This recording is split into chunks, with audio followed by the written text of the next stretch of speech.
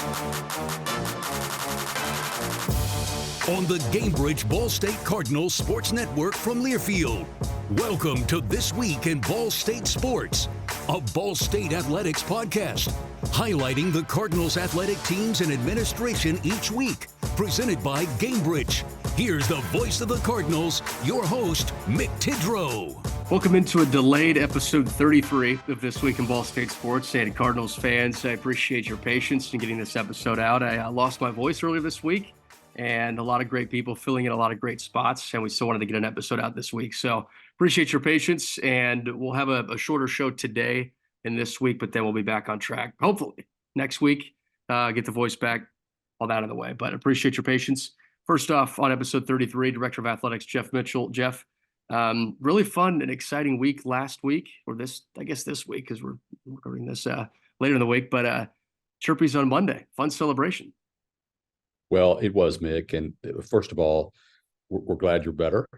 And as you and I have talked offline, I was watching the softball broadcast on Sunday, and what a thrilling game that was, and a win for the Cardinals. But having a background like yours, Mick, in announcing games, sometimes you just know. And it was one of those moments where I was worried about you, and I'm glad that you're on the mend, and we appreciate what you do very much. But yes, what a tremendous event on Monday with the Chirpies. That was my second Chirpies. I had been here for about a month a year ago when we had the 2023 edition of the Chirpies, and both last year's and this year's were just incredible events. Spotlighting our student athletes. Our student athletes get really excited about the event, and we put on quite a show.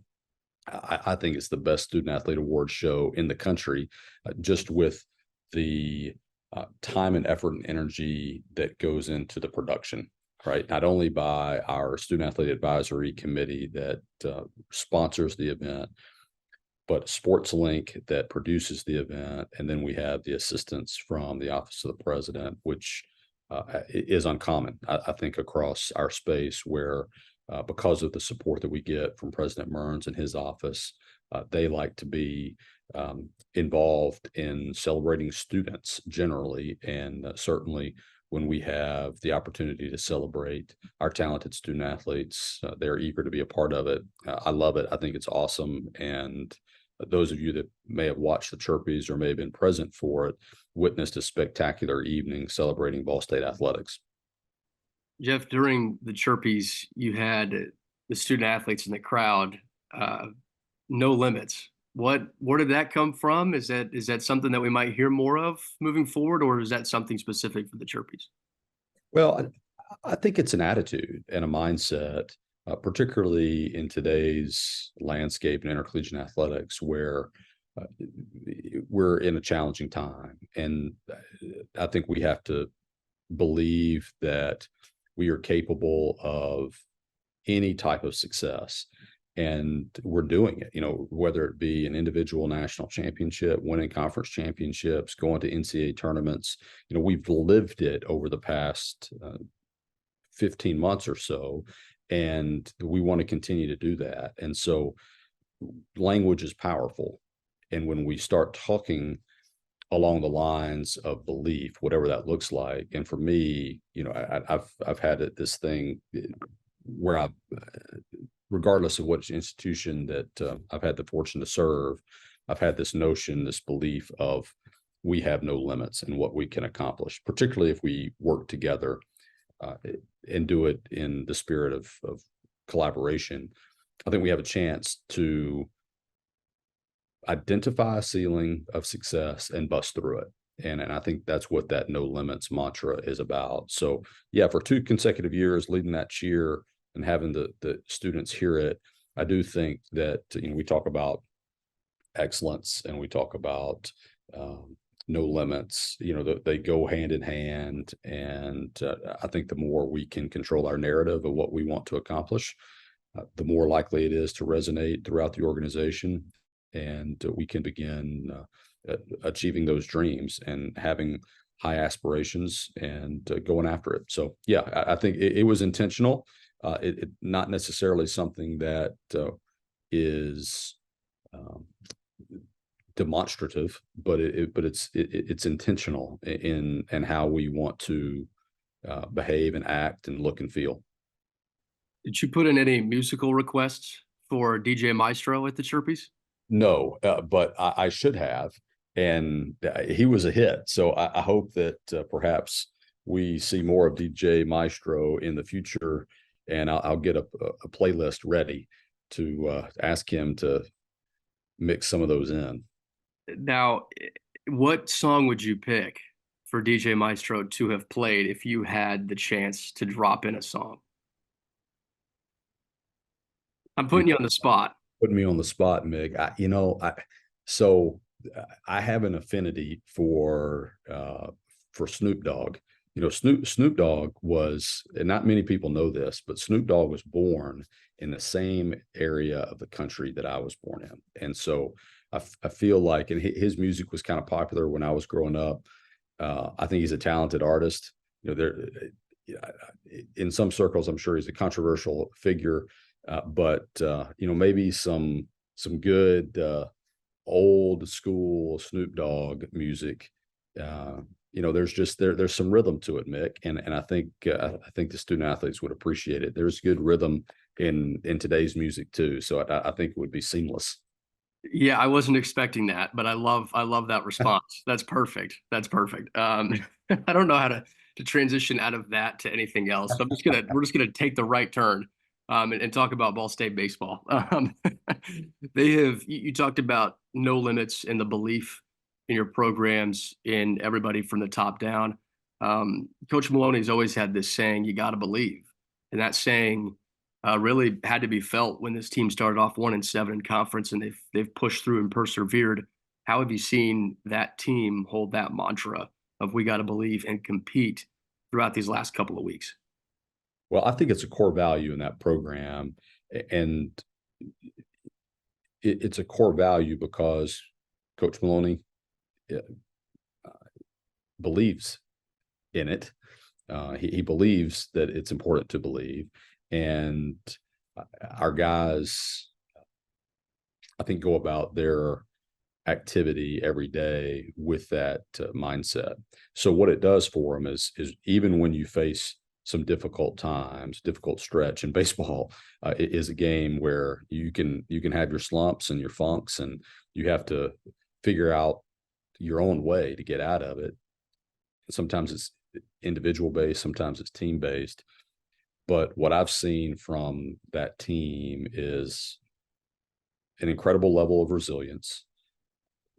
They did have some injuries. They bounced back from that, and they're beginning to play really good baseball. I think they believe in each other. I think that defensively, the position players believe in their pitching and vice versa. And I think they're really starting to have a great feel for the game at the plate, and are starting to hit the ball really well and have competitive at bats, and starting to play the game where you're moving runners over and you're getting them in, and then you're relying on your pitching and defense to help you win the ball game.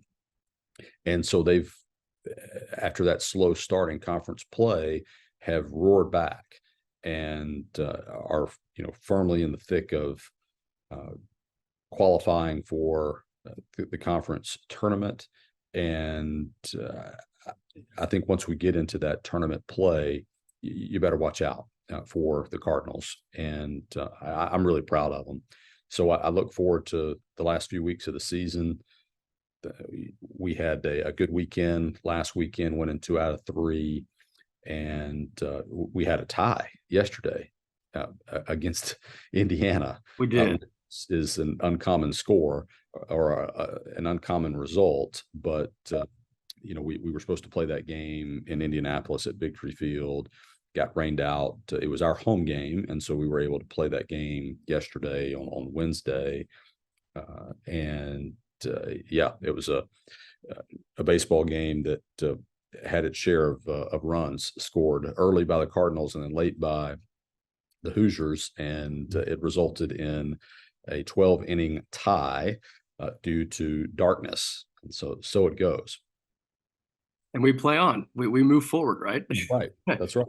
Well, So, and the baseball team is going to travel to North Carolina State this weekend and play a non-conference series against a really good program down there. I think it's great timing. I think it's good for our guys to go and have those type of games at this time of the season. And it'll prepare us down the stretch, I think, to make a run within the league. So excited about the last few weeks of the season for Ball State baseball. Yeah, Jeff, you mentioned the conference tournament and the standings. Ball State's now in a tie for third, and they have the most overall wins out of any conference team with 25. Of course, Bowling Green 17-1 at the top of the conference, but Ball State has 25 overall wins. They've won each of their last 4 series. They've swept 2 of those last 4 series as well to get back on track.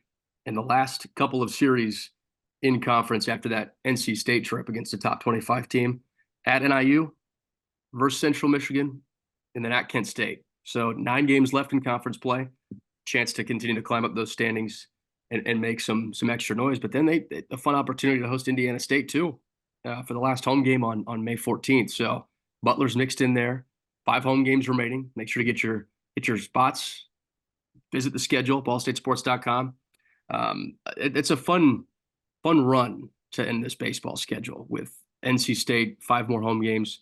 And then, of course, that Kent State series is always going to be electric no matter what's happening in the season. That's right. And that's exactly the way you want it at this time of the year. And I think it prepares our guys to play their best brand of baseball at the end of the season. Coaches that excel at developing their teams know that that's the secret sauce, is to be able to put your teams in a situation to be their most competitive when it matters the most. And certainly, as you describe that schedule, it's exactly what is in store for Cardinal baseball as we near the end of the season. Cardinal softball also coming close to the end of the season as well, Jeff, fighting for that top 6 spot in the conference standings as well to make the MAC tournament. What have you seen from them recently? Softball is continuing to battle. I'm so impressed with them that they have an uncanny level of resilience, and they are knocking on the door of trying to make that conference tournament. And it's they had a huge weekend this past weekend, needing to win that series against Akron, and they did it. And I'm so impressed with them. They continue to battle, and I think that's a persona that they have collectively as a group of talented women. And I think that there's a belief that Coach Pena and her staff have instilled in them as well. And so I'm really excited for them to be in a position to compete these last couple of weeks so that they can hopefully make the tournament and see what they can do in a postseason situation. How about Michaela Timmons, top 3 in the country in home runs? She's done just about everything. Just took home MAC Player of the Week honors. She is a national name right now. Well, she is a national name, and she's must-see softball. So, watching the game on the broadcast or watching the games over the broadcast over the weekend, Mick, what strikes me is that we have a lot of people that come to our games to watch our teams play.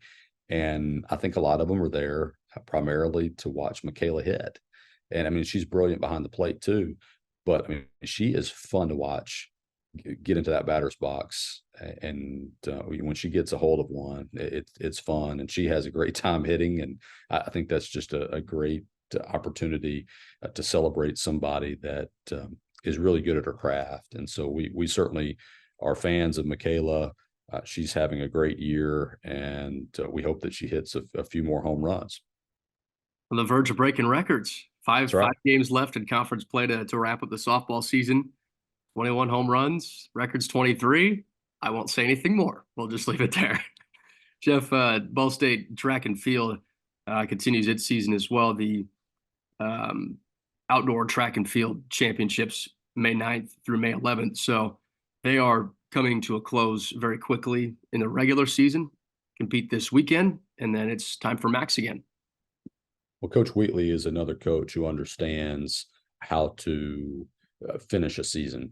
Displayed that last year with our team winning a MAC championship. I think we'll be in the hunt again this year.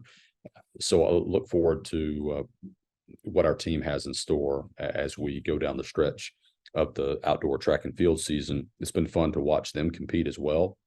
Certainly in the event that we hosted on campus a couple of weekends ago, fun energy at the Bryner Sports Complex to watch our teams compete. A bunch of competitors from all over that came to the We Fly Challenge.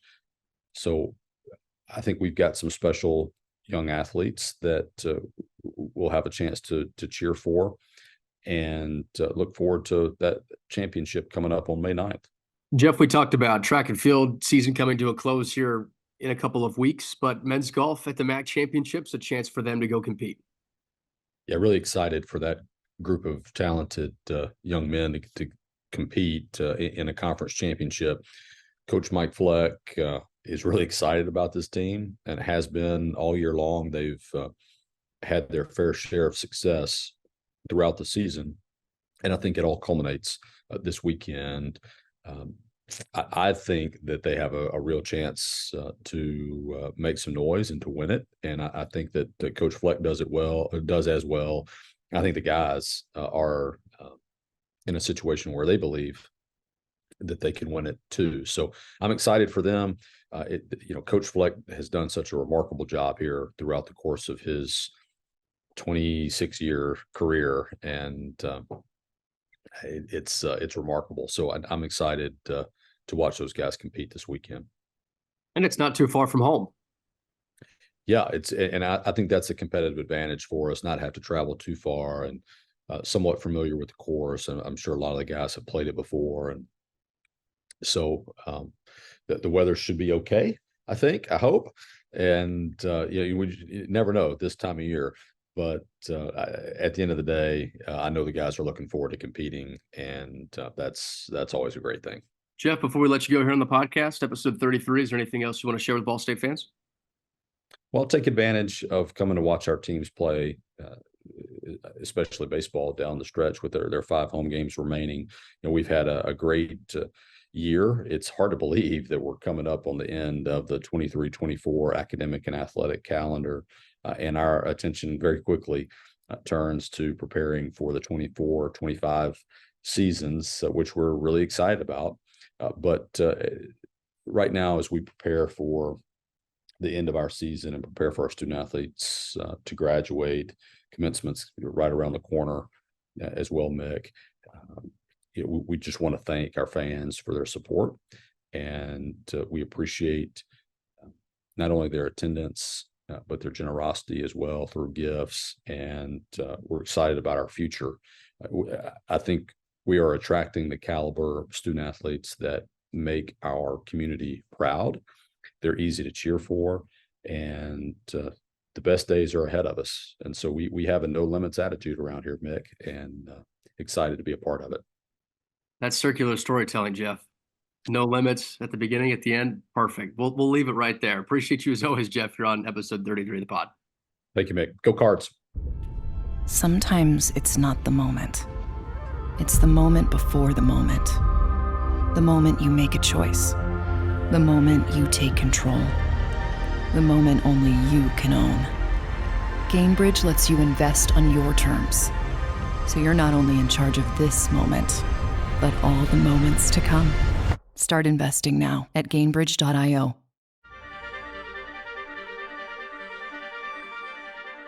Welcome back into episode 33 of This Week in Ball State Sports. And we've already talked a little bit of Chirpies with Director of Athletics Jeff Mitchell, but now we're bringing in somebody that had the inside experience with the Chirpies, a member of Ball State Student Athlete Advisory Committee, the Ball State Field Hockey Team, and as a secretary and social media manager of SAC, Elyse. First off, congratulations on a well-run Chirpies event, and second of all, thanks for joining us. Thanks for having me back. I'm excited to be back on one more time.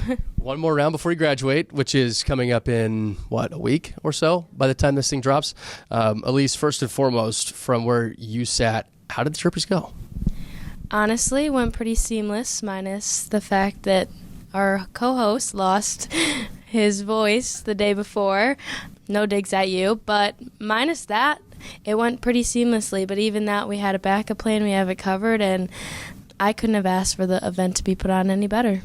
That was a good dig. That was well-deserved on my part. Special shout-out to Charlie Maurer for jumping in and having a great job at the Chirpies as the host. What was your role leading up to the Chirpies to get this thing going? So Megan Teeter and I, she's on gymnastics. We were the two co-head chairs of the Chirpies committee. So me and her kind of tackled anything and everything. We kind of split it up with some of our roles. Like I did a lot more of the voting and that process, and she did some more of the connections with sponsors and getting that stuff rolled. But together, me and her were the glue that put the Chirpies together, and we did anything and everything with a couple help of some of the other SAC members. So we did it, and we're really, really proud of how it turned out. How did you decide who was doing what? Because you're thrown into a situation where you're unfamiliar with basically this whole process. Honestly, it kind of just happened naturally. A lot of it was what we did last year, because us two were some of the people that put it on last year as well. And so some of it was like I helped with creating and dealing with the voting process last year, so it just made sense that I did it again this year. But Megan and I work really well together, and it was just kind of like natural how we divvied up all of our tasks and everything, and it honestly worked perfectly, and we were a great team that just like understands each other and was just able to create such a good event. So you have experience within athletics. You have experience, obviously, with Ball State field hockey and with SAC. How is your perspective unique, seeing all three different phases of an area to help with an event like the Chirpies? Yeah, it's cool because I get to see everything behind coming together to create the event. So working in SAC, starting in August, talking about Chirpies, picking out the date, talking all the little details from balloons to like paper towels to the red carpet to the trophies, like everything that went into it. And then from athletics, like writing all the descriptions for all the nominees and working with the coaches to create the nominees. It's so cool to see it all come together and integrate into the event that it did. And then the day of the event, I kind of forgot, like I was so focused on like, whoa, this is so cool. I a little bit forgot that I was in like, oh my gosh, I'm the one that had like made this happen. So I had to like take a second when I was walking the red carpet and realize like, oh my gosh, all my hard work and stress that I had this year is so worth it because this is such a cool event. But being a student athlete and experiencing it, like it's such a great way to end out the year and celebrate everyone and come together and be proud of the university we play for. You mentioned how cool the event is. Why is it important to have the Chirpies back again, 2 straight years after some time off? I think it's important to have the Chirpies back after some time off for 2 straight years, because after last year, it was kind of just the comeback of the Chirpies. Everyone's doesn't really know what to expect. Like, what is it? What are we talking about? And having it come back again this year, so many athletes were excited about it. So many athletes wanted to get more involved in it. We opened up the voting to the whole student athlete poll, and we almost had 75% of our whole student athlete body vote because everyone was so excited to be involved, have it again. And it's a great way to celebrate ourselves and everything that we did and our accomplishments. And so to have it, we could, like, there was not even a possibility or a thought in our head that we didn't want to do it again this year. It was more like, after last year, how can we go bigger? How can we go better? What else can we do? Ways to improve. There was never a thought like, oh yeah, that's just a one-time thing. Like now we just had our meeting to debrief it all, and now we're like, how can you guys do it better next year? How can we go even bigger and better? So now I think it's just going to be, it's back for good. It was really cool having it brought back last year with student athletes coming together and saying, hey, we want this event to come back because it's important to celebrate the student athlete's success. It's important to get all the teams in the same area because that never happens. You never get to have so many programs in one space. From that perspective, why do you think it was important? I think it's a really special opportunity for all of us teams to get together and be together. Like, there's a time where I was looking out at the crowd because the presenters sit on the little side, and so you can see the whole crowd, and like seeing the camera pan to all the student athletes like smiling and dancing and just so happy, and everyone just being together and all dressed up, like it's a unique opportunity to be a part of, and giving our student athletes and giving us the opportunity to be together like that is just really special, and I wouldn't want it any other way. DJ Maestro seemed to be a pretty big hit. Did you put in any musical requests? I didn't, no. Unfortunately, there was too many other little details that I was working on at the time. But he was a great hit. Everyone seemed to love him. He really got the crowd going before the show, and he really hyped us up. What song would you have put a request in if you could have? Jeff Mitchell said he would have put on something Snoop Dogg related, which was an answer that surprised me, but what answer would you give to that? Oh, that's tough. I would just have to say something Drake. Classic Drake song. Hypes everyone up. That's what I have to go with, probably. When you sum up your favorite parts of the Chirpies, either the process or the day of, what would you describe those as? I wouldn't say that anything of the process was my favorite. There was fun parts of being the process, like choosing all the details and everything like that goes into it. It's fun, like choosing the trophies, like, oh, that's so cool.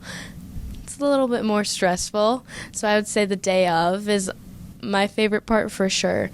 Walking the red carpet with your team and your teammates and getting all the pictures is like brings chills right now thinking about it, because it's like you work so hard with these girls to put on so much, and it's nice to just feel cool and appreciated for once, and we're all dressed up and seeing everyone look all pretty and everything is cool. And also the hype video that SportsLink produced, like the intro video, chills. I was sitting there in my seat and I was like, this is so cool. That might be my favorite part too, because they just do such a great job of making us athletes feel appreciated and for what we do. It's a really good point that you mentioned with SportsLink, SAC working together, the athletics department, the president's office. Like there's so many different areas helping put this on, facilities. We could go on and on, but from your vantage point, how unique was it to work with so many different areas to put on one singular event for 1 hour on one day? Yeah. To think about, like, to look back and think about it, when we started our first meeting, our first official meeting, I genuinely think was in September with just SAC, and then we brought in the layer of SportsLink, and then from there I went and made my connections again with the president's office with Stephanie and Angel and brought in that layer, and then from there we brought in the layer of my internship with athletics, and then from there we brought in the layer of facilities.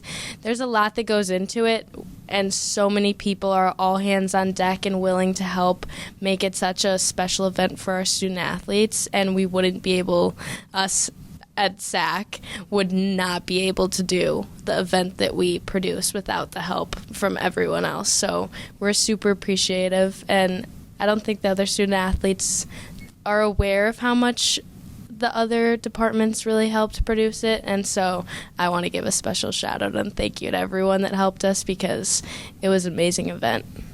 Elyse, we appreciate you and so many others that were a part of the Chirpies coming to life. So thank you. Thank you so much for joining us on This Week, Elyse, and appreciate again all the hard work you do. Thanks for having me. Sometimes it's not the moment. It's the moment before the moment. The moment you make a choice. The moment you take control. The moment only you can own. GameBridge lets you invest on your terms. So you're not only in charge of this moment, but all the moments to come. Start investing now at GameBridge.io. Hey, Ball State fans, wrapping up episode 33 of This Week in Ball State Sports. Cam Andry, head women's golf coach here at Ball State, joining us on the podcast. Just finished up the season at the MAC tournament, Coach. First and foremost, congratulations on a great season. Broke a lot of records, best team score in program history as well. So first and foremost, congratulations. Second of all, thanks for joining us. Yeah, thanks, Mick. Excited to be here. Let's start there at the end of the year. Like, this is a team that you saw growth with throughout the course of the season, but those last two tournaments, the Lady Jaguars Invitational and then the MAC tournament, you saw a lot of progress. What did you see? Yeah, I think we've talked about it before, but we've got a little bit of a young group, and so they were gaining experience constantly throughout the season, and so at IUPUI we had to kind of buckle down, pull out a one-shot win. It came down to the wire, and so I thought that showed some character. And then in the MAC tournament, I knew that our margins were slim. I felt like if we played well, we could finish, maybe we could push Kent State, and certainly second place was in play because we had at one point or another throughout the season beaten every other team in the MAC outside of Kent State. But I also knew that if we didn't play well, we could finish towards the bottom. And so I was really encouraged. We played really well the final day. It's always good to kind of go into the quote unquote off season with a good springboard like we did in the final round. And so I was really encouraged that they've been a great group. They worked really hard. They compete hard. They care about one another, and just been a joy to coach all season long. You talk about that springboard here at the end of the season being a way to continue to push that foundation to new heights as you go into another season as a women's golf coach, Cam. What about those last two tournaments made it happen to where you felt like that was clicking to be able to be a springboard for next year?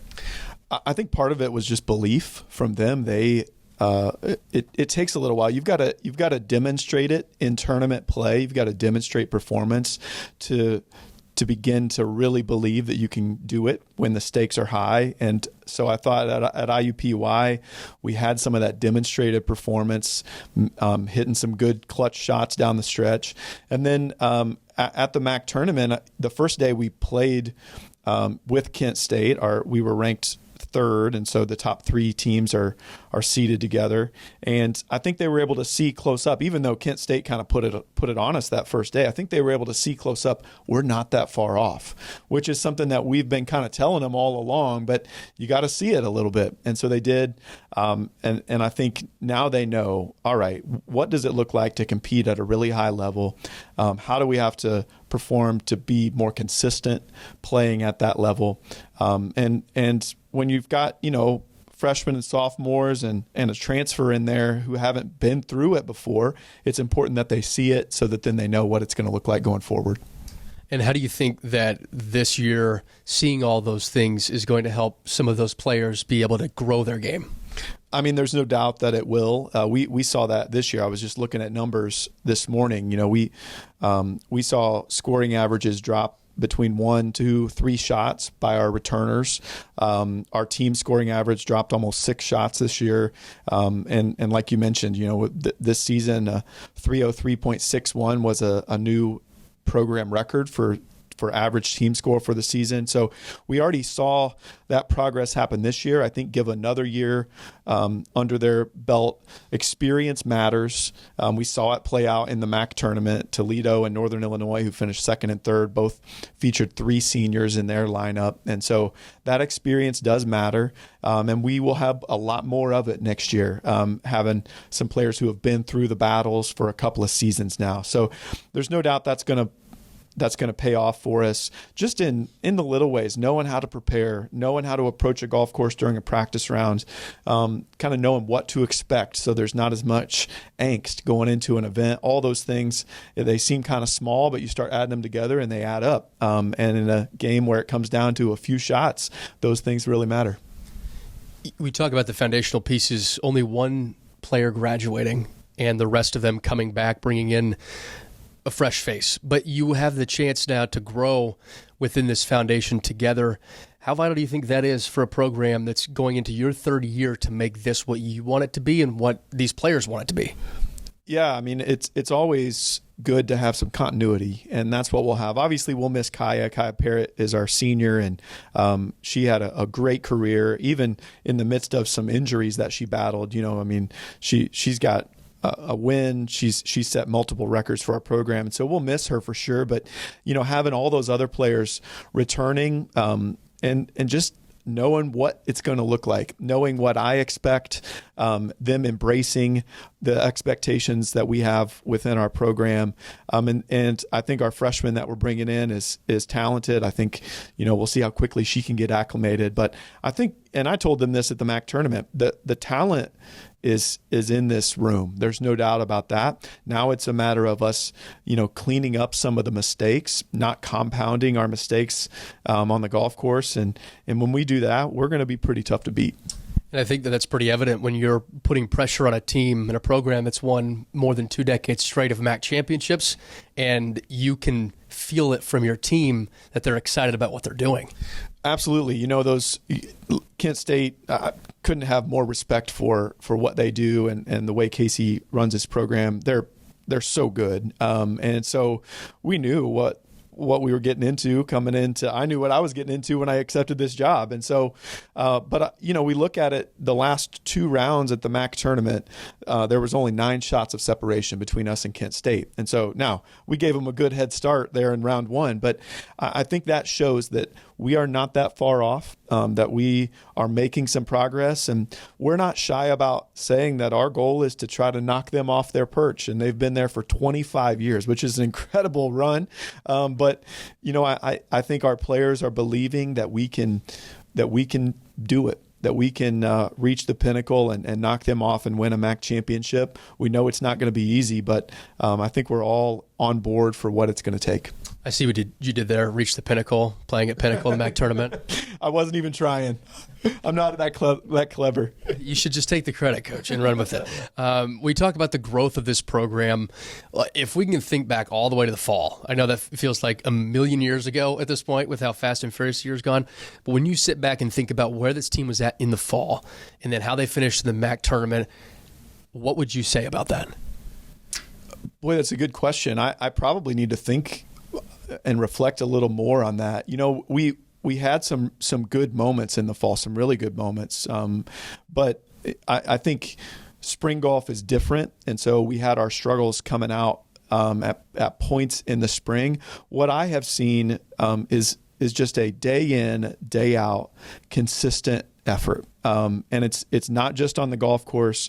We had the highest team GPA of any program on campus in the fall, and this spring is looking like it's going to be something similar. I continue to get fantastic reports from Coach Labrador in the weight room about the work that they're putting in. I think what they are embracing and what they're learning is that there are no shortcuts to this.